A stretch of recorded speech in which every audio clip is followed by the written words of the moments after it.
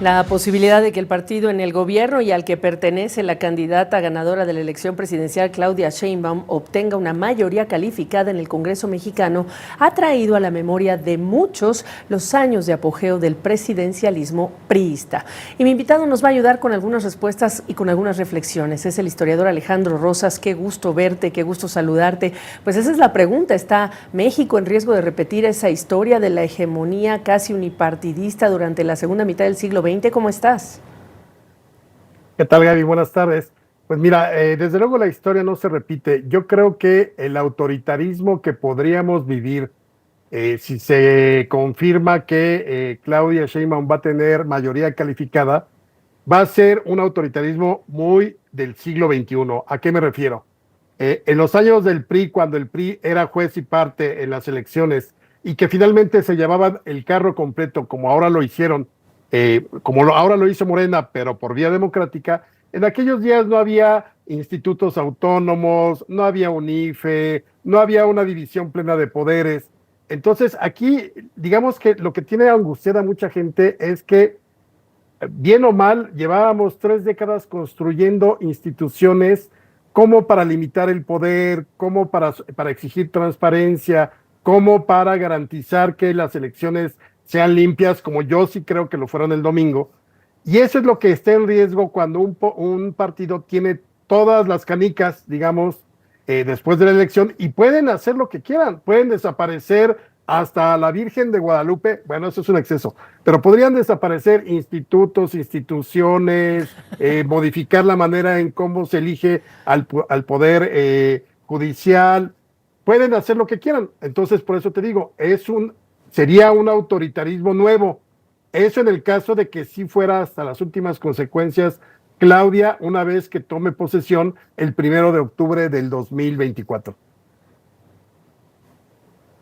Claro, y aquí de lo que hay que también ponerle ahí antes de que ella tome posesión, pues el mes de septiembre, cuando se espera que el presidente active ese plan C con estas mayorías y activar estas reformas constitucionales que él necesita para lograr sus objetivos. Ahora, en los episodios históricos de México cabe la pregunta contigo, ¿estamos ante el nacimiento de una familia transformadora como fue aquella familia revolucionaria?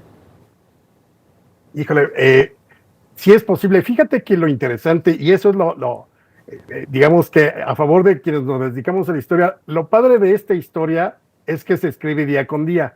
Todo el mundo cree que el 2 de septiembre el presidente va a decir, viene el plan C, y todos los diputados y senadores van a decir sí, y entonces el 3 de diciembre ya va a haber plan C.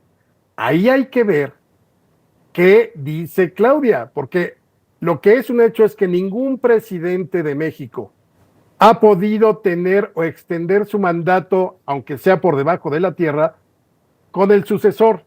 Y Claudia, después de los números que mostró el domingo pasado, tiene todo sí, estuvo muy cerca del presidente en la campaña, pero podría decirle muchas gracias por participar, váyase a su hacienda.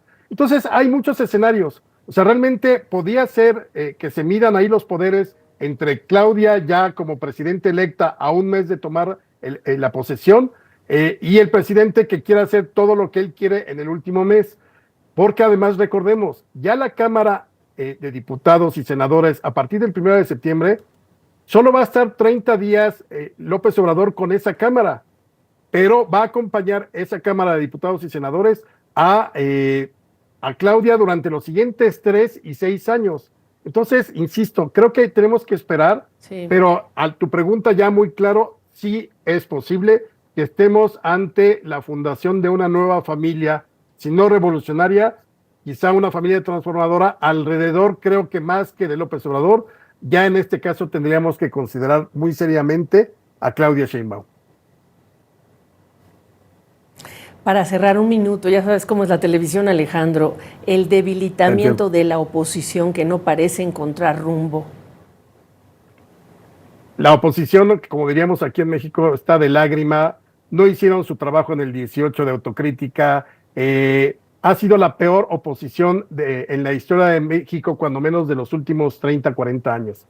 Creo que la ciudadanía que se sumó a esa oposición estuvo a la altura de las circunstancias, por eso está tan enojada, por eso está tan molesta, por eso grita fraude, pero quien no respondió a ese llamado ciudadano fue la oposición y lo van a pagar y lo estamos viendo por las posiciones políticas que alcanzaron a tener en el Congreso, que son muy bajas los números a comparación de otras épocas.